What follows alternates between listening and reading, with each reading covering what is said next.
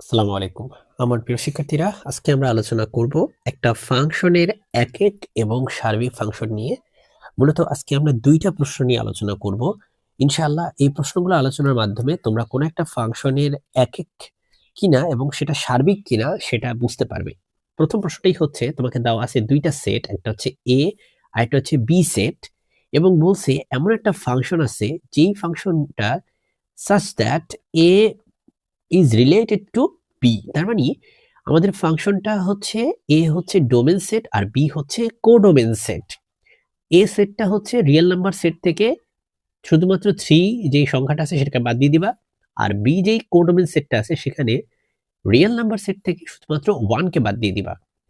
আর আমাদের ফাংশনটা দেওয়া আছে এই যে x-2 ডিভাইডেড বাই x-3। এই প্রশ্নে তোমাকে বলছে এক ফাংশন কিনা সেটা যাচাই করতে এবং সার্বিক কিনা ফাংশনটি সেটাও যাচাই করতে। প্রথমেই এক ফাংশন কিনা সেটা আমরা যাচাই করি। চলো, আমরা জানি এক ফাংশন কিনা সেটা যাচাই করার জন্য আমাদেরকে প্রমাণ করতে হবে f of a equal to f of b যদি ইকুয়াল হয় তাহলে a ইকুয়াল টু b এটাও ইকুয়াল হবে। আমি আবার বলছি, f of a equal to যদি f অফ b হয় সেক্ষেত্রে a ইকুয়াল টু b এই জিনিসটা যদি চলে আসে, আমরা এখান থেকে স্টার্ট করব, এখানে যদি শেষ হয় তাহলে আমরা বলবো এক। কিন্তু যদি বলে যে f of a equal to f of b ঠিকই কিন্তু a is not equal to b, সেক্ষেত্রে আমরা বলবো যে না, তার মানে প্রমাণটা কি এক নয়, মানে এক হবে না। অবশ্যই এক্ষেত্রে মনে রাখবা a আর b এরা কিন্তু সমান না, a আর b সমান না। সো প্রথমে আমরা দেখতে পাচ্ছি যে a আর b দুইটা সংখ্যা নেওয়া হয়েছে এবং এই দুইটা সংখ্যাই হচ্ছে তোমার কোন সেটের সদস্য? ডোমেন সেটের সদস্য, মানে এ সেটের সদস্য। এবং এ সেটের সদস্যের থেকে 3 কিন্তু বাদ গেছে, সেজন্য আমরা a b এই দুইটা সব সংখ্যা হইতে পারে কিন্তু 3 হইতে পারে না। তার মানে এখন তুমি তোমার যে ফাংশনটা আছে সেই ফাংশনে a বসিয়ে দাও, x এর জায়গায় এখানে a বসাও, এখানে a বসাও, এখানে a বসাও, আবার x এর জায়গায় এখানে b বসাও, এখানে b বসাও, এখানেও b বসাও। সো আমরা সেটাই করব, আমরা f of a equal to f of b লিখলাম। দেখো x এর জায়গায় a বসাইছি আর এখানে x এর জায়গায় b বসাইছি। এবার আমরা একটু ক্যালকুলেশন করছি, a মাইনাস 2 এর সাথে b মাইনাস 3 গুণ করছি আর এখানে b মাইনাস 2 এর সাথে a মাইনাস 3 গুণ করছি, করে আমরা একটু কাটাছেঁড়া করছি, করে আমরা শেষ পর্যন্ত প্রমাণ করছি a equal to b। So a equal to b প্রমাণ হয়ে গেল। তার মানে আমরা শুরু করেছি f অফ a থেকে equal to f of a equal to f of b থেকে, আমরা শেষ করলাম a ইকুয়াল টু b দিয়ে। এটাই আসলে প্রমাণ করে যে ফাংশনটা এক। ওকে, সো ফাংশন এক প্রমাণ হয়ে গেল। এখন আমরা দেখব যে ফাংশন সার্বিক কিনা এই প্রমাণটা। তার আগে দেখো পুরো হোলিস্টিক পিকচারটা একটু দেখানোর ট্রাই করি। পুরোটা একবারে তোমাদেরকে দেখাচ্ছি যাতে তোমাদের বুঝতে সুবিধা হয়। চলো এবার আমরা সার্বিক প্রমাণ করার চেষ্টা করি। তো সার্বিক প্রমাণ করার জন্য আমরা শুরু করব y equal to f of x থেকে, মূল যে ফাংশনটা যেটা আমাদের দেওয়া ছিল সেখান থেকে। কিন্তু আমরা শেষ করব কোথায়? আমরা শেষ করব এখানে এসে y equal to f of এখানে। So let's start. প্রথমে আমরা y ইকুয়াল টু, আমরা এখানে x-2 ডিভাইডেড বাই x-3 কে আমরা y ধরে নিব, ধরে এবার আমি y এর সাথে x-3 কে গুণ করব। তারপরে আমরা এখানে xy আর এখান থেকে পাবো 3y। সোজা কথা হচ্ছে x গুলাকে এক পাশে নাও, এই যে এখানে একটা x আছে এখানে একটা x আছে, তাই এগুলারে একসাথে নিছি, y রে অন্য পাশে নিয়ে গেছি। এবার কমন নাও, এখানে x কমন যায়, কমন গেলে হয় x into y minus 1। x equal to লেখা যায় 3y minus 2 divided by y minus 1। সেখান থেকে তুমি লিখতে পারো f ইনভার্স y, x এর জায়গায় লিখতে পারো f ইনভার্স y, আর এটা তো কোনো চেঞ্জ করি নাই, যা আছে তাই। ব্যাপারটা একটু বোঝো, তুমি জানো যে y হচ্ছে ইকুয়াল টু হচ্ছে f অফ x, তাই না? এই যে এখানে y f অফ x, সুতরাং x equal to f inverse y হবে। কেন? কারণ এখানে ডোমেন হচ্ছে কে? x, এখানে y কে? রেঞ্জ।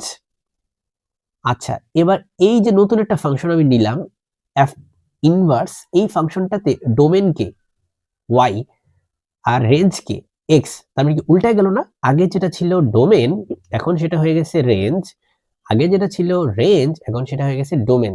তার মানে উপরের ফাংশনটা নিচের ফাংশনের বিপরীত ফাংশন, এই জন্যই আমরা এখানে ইনভার্স লিখছি।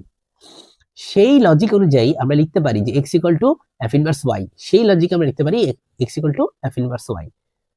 সো এখান থেকে তোমরা লিখতে পারো মাই ডিয়ার স্টুডেন্টস যে এটা যেহেতু ইনভার্স, এবার এই যে জিনিসটা আছে এখান থেকেই তুমি চাইলে ফাংশনের ডোমেন রেঞ্জ বের করতে পারো। তাহলে এই যে নতুন যেটা ফাংশন আসছে সেই ফাংশন, এই ফাংশনের তোমার ডোমেন কত, রেঞ্জ কত, চলো সেটা আমরা বের করি। সো এই জন্য আসলে এইসব লাইন, এইসব কাহিনী চাইলে না করলেও হইতো, কারণ এগুলা কখন করি আমরা জানো, ইনভার্স বের করার জন্য। কারণ আমরা এই যে এফ ইনভার্স ওয়াই বের করছি, এখানে এখন চাইলে তুমি এই লাইনে এফ ইনভার্স ওয়াই এর জায়গায় এক্স বসাই দিতে পারতা, এখানেও তুমি এক্স বসাই দিতে পারতা। এটাই কিন্তু ইনভার্স ফাংশন, বিপরীত ফাংশন, কিন্তু আমাদের এই ম্যাথে আসলে বিপরীত ফাংশন বের করতে বলে নাই। তাহলে এই দুইটা লাইন বাড়তি তুমি না লিখলেও চলবে, তোমার এই লাইনটাই হচ্ছে এনাফ।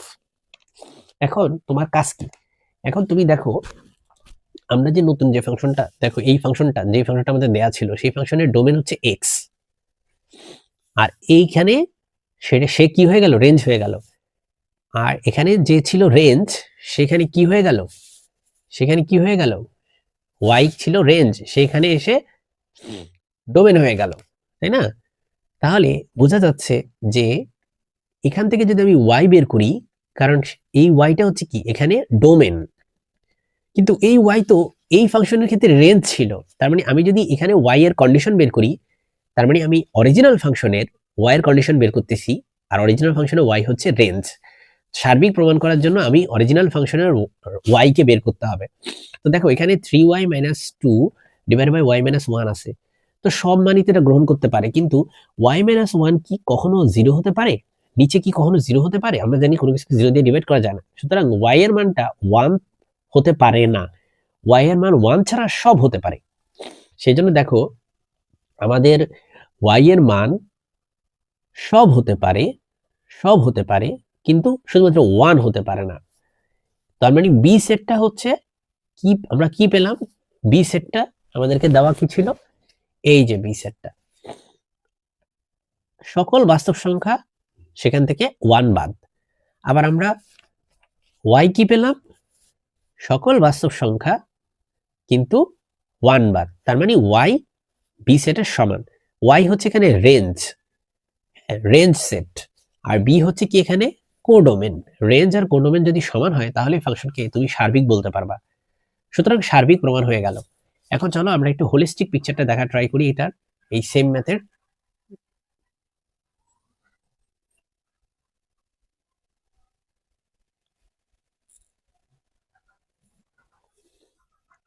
আচ্ছা, আজকে ভিডিওটা অনেক বড় হয়ে গেছে, সো আমি নেক্সট ভিডিওতে পরবর্তী ফাংশনটা আলোচনা করব।